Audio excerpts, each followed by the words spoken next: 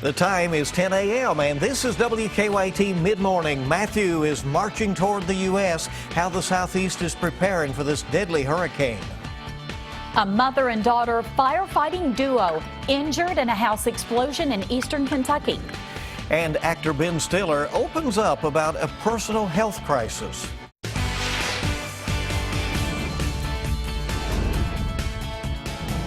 This is WKYT Midmorning. Good morning. It's good to have you with us here on WKYT at Midmorning. I'm Bill Bryant. And I'm Barbara Bailey. Really a lot going on, and we're keeping our eye for so many reasons on the tropics right now. A massive storm. Yeah, you have a lot of folks who have friends and family there, and many who have travel plans. Hurricane Matthew is now heading toward the Bahamas. It made landfall overnight in Cuba after devastating Haiti. At least 11 deaths are blamed on the storm, and the U.S. could also be the hurricane's next target. South Carolina's governor just ordered 2 counties to evacuate ahead of this major storm. Hannah Daniels has the latest. Hurricane Matthew is barreling towards the Bahamas after hitting Cuba and Haiti with 145-mile-per-hour winds. The Category 4 storm brought torrential rain to Haiti's southwestern peninsula. Streets were turned into raging rivers. The water moved these cars down the street with ease, while people tried to get to safety. And it will continue to follow the shape of the coastline as we head into Friday, right on up to the Georgia, South Carolina coast. And then on Saturday into Sunday, it starts to move more north and east. Matthew is predicted to be closest to the Florida coast overnight from Thursday into Friday. People are stocking up on emergency supplies like food, water, and batteries. Florida Governor Rick Scott is warning residents to know the evacuation route. If Matthew directly impacts Florida, there will be massive destruction that we haven't seen in years. Further up the coast in South Carolina, long lines can be found at gas stations after the governor warned an estimated 1.1 million people to be ready to move inland. Our goal is to make sure that you basically get 100 miles away from the coast. The storm is expected to maintain 130-mile-per-hour winds as it heads towards the eastern seaboard. Hannah Daniels, CBS News. U.S. Airlines is keeping a close eye on Hurricane Matthew.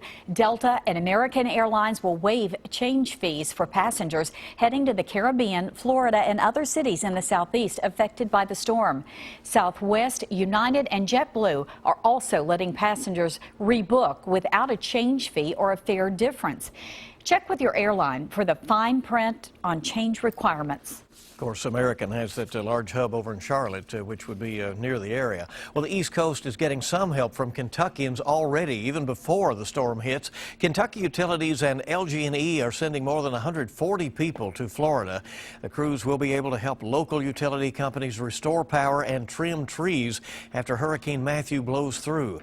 The team from KU left for Florida last night. And Hurricane Matthew is not expected to have much of an impact on our weather here locally. Our Wednesday off to a great start. So great that meteorologist Micah Harris has moved outside to enjoy it. Couldn't keep him in. He's live in our weather garden now with an early check of the forecast. Micah? Yeah, it is so nice out here. It's absolutely fantastic weather for October. I mean, we're at October 5th when typically we're in the lower 70s. We're already seeing some conditions close to that as we are approaching that 10:05 time frame. So, I mean, we're talking about some relatively warm temperatures outside, but let's talk about Matthew real quick. I'm going to show you where that is on satellite and radar down toward Cuba, and what is going to be happening is we're going to see that eject northbound, and that's going to give us that chance of pulling in some drier, cooler air later on in the weekend. I mean, it's going to take some time to actually get there. Temperature-wise outside, we're actually doing pretty nice. Now, I will show you this. So we're actually looking at a couple of showers sparking up back toward the west, moving toward the I-65 corridor. But what that is basically what I was talking about this morning. You just can't rule out a stray shower in our forecast for today. But for the most part, we are going to stay dry. Temperatures are out there in the 60s. Like I said, we're already approaching normal highs, and highs typically fall during 4 to 5 p.m. and in the afternoon. So it's much warmer air now. That'll last throughout the next few days, but it's about the weekend, the focus of Matthew and also that big-time cold front. I'll show you how low we drop those temperatures and if we have any chance of rain. That's coming up. Micah, thank you. New this morning, 2 firefighters in eastern Kentucky were hurt when their home exploded. It happened as Leona Kilburn and Tonda Bradley were trying to light a fireplace in the home that's in the Wooten community of Leslie County. The blast threw Kilburn out of the house. She wasn't seriously hurt, but Bradley had to be flown to the hospital with second-degree burns. The mother and daughter have served with the Wooten Volunteer Fire Department for more than 25 years. Anybody that's ever been a firefighter, regardless of what happens to you, it's in your blood, and you want to continue it whether you're able to or not. Now the Wooten Volunteer Fire Department is taking up donations for the family. State police are hoping surveillance video will now give them some answers about the death of a central Kentucky woman. Desiree Sparks was found dead over the weekend in Lincoln County. She was reported missing from Danville last week. Police are now asking anyone along US 127 between Danville and Junction City who has surveillance cameras to come forward and provide that footage. They're also looking for cameras along Highway 698 in Lincoln County. Friends of a pregnant Lexington woman want to make sure that her murder is not forgotten. 22-year-old Mariah Coleman was shot nearly a month ago on Winburn Drive. Police say she was hit by a stray bullet while walking her dog. Coleman and her unborn child died. Her son, Jacoby, was due October 12th. And now, instead of celebrating his arrival, Coleman's family is planning a march for that day. If you don't stop this individual who killed a woman and a child, then how will you feel if this individual go out and kill somebody else? Coleman's family says anyone can take part in the March for Justice. It'll be a week from today at the Fayette County Courthouse Complex. It will start at 6 on the courthouse steps. A woman now faces murder charges 2 months after a deadly crash in Morgan County. State police arrested Teresa Haney at her home in Elliott County. In August, police say Haney's SUV crossed the center line of Highway 7 and struck a motorcycle. 2 people on the motorcycle, Thomas Tufts and Janet Caskey, died from their injuries. Lexington police are looking for the man who robbed a hotel with a butcher knife. It happened just after 11 at the Ramada Inn on North Broadway. Police say the man had some sort of mask over his face when he jumped the counter and stole cash. 2 names will be added to the Kentucky Fallen Firefighter Memorial in Frankfort today. Zachary Clevenger worked for both Estill and Montgomery County Fire Departments, and Billy Ray Jarvis was a member of the Allen County Volunteer Fire Department. Their names will be added during the annual Fallen Firefighters Memorial Service, which honors all Kentucky firefighters who have given their lives in the line of duty. That service starts in less than an hour at 11 o'clock this morning. A man is in jail accused of attacking a police officer in Lexington. Matthew Cross is charged with assault. Police say the officer was investigating an assault on Regency Road when he ordered Cross to sit down. Cross refused, and that's when police say he put the officer in a chokehold. The officer used a taser to get Cross under control. The community is continuing to rally behind a Lexington man who was shot during a robbery. Chuck Moore's family says he's recovering well. The marathon clerk was shot 4 times nearly 2 weeks ago. Last night, BD's Mongolian Grill helped raise money for Moore. Moore's son says everyone has been very generous. A lot of people think the world is a bad place, and I mean, there are some bad things there, but there are also some really good people out there, you know, that really helpful, you know. Moore's family plans to use the money raised to help buy him a wheelchair. Great to see people coming together. Well, federal officials have approved Governor Matt Bevin's plan to dismantle the state health exchange, leaving hundreds of thousands of Kentuckians facing uncertainty this morning. The Department of Health and Human Services sent the governor a letter giving its approval to dismantle Connect. But it also showed concern about the impact the transition could have on Kentuckians who are covered through Connect. The program was created under former Governor Steve Beshear. Governor Bevin wants uninsured Kentuckians to use the federal program instead. Well, the vice presidential candidates mixed it up in their only debate of the campaign season last night in Virginia. Democrat Tim Kaine aggressively pressured Republican Mike Pence to vouch for his running mate, Donald Trump. Pence, taking a more measured approach, accused Kaine and Hillary Clinton of wanting more of the same. The second debate between Clinton and Trump will take place coming up on Sunday evening. Gilmore Girls fans in Lexington are being treated to some free coffee today. Netflix is sponsoring the one-day conversion of about 200 cafes into Luke's Diners, a staple in the show. 2 Lexington coffee shops are taking part, Coffee Times and Southland Perk. Free coffee is being handed out for a limited time at both spots. Celebrate and enjoy your coffee. Have some fun with it, that's right. We'll keep it right here this mid-morning. It's a design that really makes sense. How one man is using his spare change in a big way. It involves his vehicle. That's coming up after Micah's weather. There's just so much talk about Matthew outside and on Twitter, social media, Facebook, all these sites. How is it going to affect us, though? We know it's going to affect Florida and the East Coast. What about Kentucky? I'll show you the timing on that and the effects coming up next. Now, your zone-by-zone forecast with meteorologist Micah Harris. It is looking great outside once again for this Wednesday. Yesterday and the day before, we sat in the upper 70s, lower 80s. We're going to do it all over again today and really the next few days. I mean, this pattern does not change anytime soon. You got to wait till the weekend to actually see a pattern change. 67 right now in London. The 60s that you feel right now. Remember, this weekend, we're going to be in the mid-60s there for highs on Saturday. That's pretty much where we are. We're actually a little above that right now, but there's going to be a different feel. It's going to be a dry 60s, not the warm and humid 60s that you're feeling outside at this moment. So it's a nice feeling, but it is getting warmer and warmer as we move along the day. 80 degrees later on this afternoon, mixture of sun and clouds. Not all that bad heading out to the ball fields later on this evening or out to eat. Let's talk about Matthew and what's happening now and where it's going and how that's going to impact the state of Kentucky. Watch this. We go through the track, and this is your new updated track. Takes it through the Bahamas. Still looks like instead of actually hitting southern Florida, it looks like it'll run parallel to that I-95 corridor. It's almost like, yeah, I don't really want to hit landfall. I don't want to make landfall. I just kind of want to run parallel to the coastline because watch this.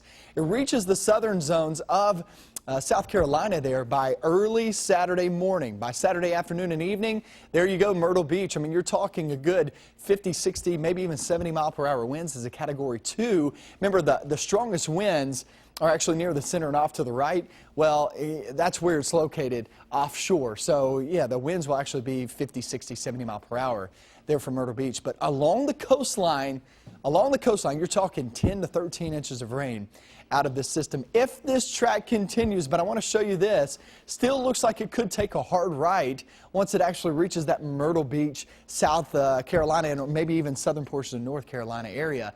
That's Sunday at noontime. And if that happens, really weird coming out of one of these particular models, showing it maybe even looping back around and coming through the Bahamas again and also southern Florida and then rolling up the East Coast again, double times, 2 times. Really weird model runs. We'll see if that trend continues, but that's just one model run from overnight into early this morning. 60s there for the weekend. It's mainly dry. Is that system, the impact of that system, it does not have a direct impact for us here in Kentucky. But what happens is it takes all that moisture. This is a huge storm. And what happens is it grabs all that moisture and said, I need the moisture. I'm gonna hold on to this. The front that's over in Kentucky, yeah, you're not going to get much moisture. So it's a mainly dry front with just much cooler conditions. That's good news. I know a lot of us still need the rain, but this is a big weekend. This is Keeneland weekend. The fall meet kicks off Friday off into your weekend. And as of right now, guys, I just don't see that good of a chance of rain. We put it in there on Friday and Saturday, just 20, 30%, and that's about it. It's more about the temperatures. Totally different attire there Friday than opposed to, say, Saturday or Sunday. Yeah, it looks like big change in temperatures. Big change, Wear absolutely. something warm late in the weekend, That's right? All right, here's a question for you. What would you do with 50,000 pennies? Well, there's a North Carolina guy who decided to put them on his car. Who would think of this? Larry Hall used a lot of glue and time to put 51,000 pennies on his 2000 Chevy Blazer. He says it took 7 weeks, 6 to 7 hours a day. He used 80 tubes of silicone glue and 3 gallons of fiberglass boat glue. Hall says it was his way of turning his Chevy into a Lincoln. Oh, there it is on the road. There you go. What about that? Eye-catching. That it is. Different. Well, everybody has their project, That's I guess, right? It took him a long time, too. A new Prince Museum is set to open, and Ben Stiller reveals a health crisis. Suzanne Marquez has your eye on entertainment. Ben Stiller revealed he successfully fought prostate cancer. The Zoolander actor and director told Howard Stern he was diagnosed in 2014 and credits early detection with saving his life. One of the main things I felt was I was really lucky as I learned more about prostate cancer. I learned that, I was someone who had, a case that could be treated. There are a lot of people who can't. Because it's too late. Because they discover it too late. Stiller had surgery and says he's been cancer-free for 2 years. The new Prince Museum will open tomorrow as scheduled after a zoning conflict had threatened to postpone it. The City Council of Chanhassen, Minnesota, issued a temporary permit to the late singer's estate, which will allow it to operate for 3 days this month. And stars of the new film, The Girl on the Train, hit the red carpet in New York last night. The psychological thriller is based on the best-selling book. Because I'm afraid of myself. Emily Blunt plays a troubled woman who gets mixed up in a missing persons investigation. The film also stars Justin Theroux. The Girl on the Train arrives in theaters nationwide Friday. That's your Eye on Entertainment. Suzanne Marquez, CBS News, Los Angeles. An epic musical will be taking center stage here in Lexington. UK Opera Theatre presents Ragtime. We'll have a preview next. Tonight's Powerball jackpot is $80 million, and Friday night's Mega Millions jackpot is $41 million. Welcome back. It's mid-morning on WKYT, and a beautiful morning out there. Yes, it is. And a compelling, epic musical that captures the American experience in turn-of-the-century New York. Ragtime takes the stage here in Lexington. Dr. Everett McCorvey, UK Opera Theatre Artistic Director and Executive Director, is here with a preview. Everett, so glad to have you here. You picked the greatest things to do. Well, I tell you, I thought about this this show last year when we were trying to decide what we were going to do. I knew that we were going to be in a political election year, and I thought it would be a very interesting time to present Ragtime because it's about turn-of-the-century America. There is an election year in the show that goes on. What I didn't really appreciate or realize was all of the other things going on in our country, from Black Lives Matter events to everything going on, and how it's all come together now, and all of that is in Ragtime. It's right there. And so this show will feel like it was written last week. I was going to say, isn't it interesting how the more things change, the more they stay the same. I mean, this happened in the 1910s and 1920s, and we're still dealing with these same issues. It's issues of immigrants coming over to this country, trying to find a new way, a Jewish family trying to make a way in this country, an African-American couple trying to take advantage of the American dream after slavery, and all of the challenges that they go through. And many of them are the stereotypical challenges that they go through. And that's happening in this show. And it is probably one of the most powerful shows that we've ever presented at UK Opera Theatre. Do you think the people who are in this feel that as well? The students know it, yeah, they do. They realize that what they're doing is really epic, that it's really important, and it's really changed a lot of their lives because I think they didn't realize that things really went on like this. It goes on in theater and it goes on in real life. We have a young man in our show. We have two students who are from Ferguson in Missouri, and they were involved in the riots. They were living, they were in high school when that was going on, and so now they're able to share that story. We have immigrants in the show. I mean, it's really bringing amazing. So much emotion to the stage. October 6th through 9th at the Singletary Center for the Arts, and there's the information for tickets. Assume you have some. We have tickets, and I also have to say the music is beautiful. And if you've been to Grand Night, you've heard selections from Ragtime probably for the last 3 years, because we've done several selections in Grand Night. Great opportunity for folks. Thank you so much. Thank you. Good luck with it. Thank you. And keep it right here on Mid-Morning. We're going to check in with the Mr. Food Test Kitchen next, see what's cooking up on this Wednesday. We're so glad you're here. Are you someone who always adds egg rolls to your Chinese takeout order? Now, if so, you're going to really love this novel twist. Right. This egg roll is here today in the Mr. Food Test Kitchen. Whenever I get Chinese takeout, no matter what I order, it seems like I always add an egg roll at the last minute. I mean, who doesn't love a good egg roll? So let me share with you a dish that we recently came up with that has everything we love about egg rolls without all the work. We start by sautéing some ground pork in a skillet, crumbling it as it cooks. While that finishes up, we mix together some soy sauce, garlic powder, a bit of ginger, and some black pepper. Once the pork is cooked, we add in a bag of coleslaw mix, some cut scallions, the soy sauce mixture, and our secret ingredient, Thai chili sauce. We'll let this cook for a few more minutes until the cabbage starts to soften up.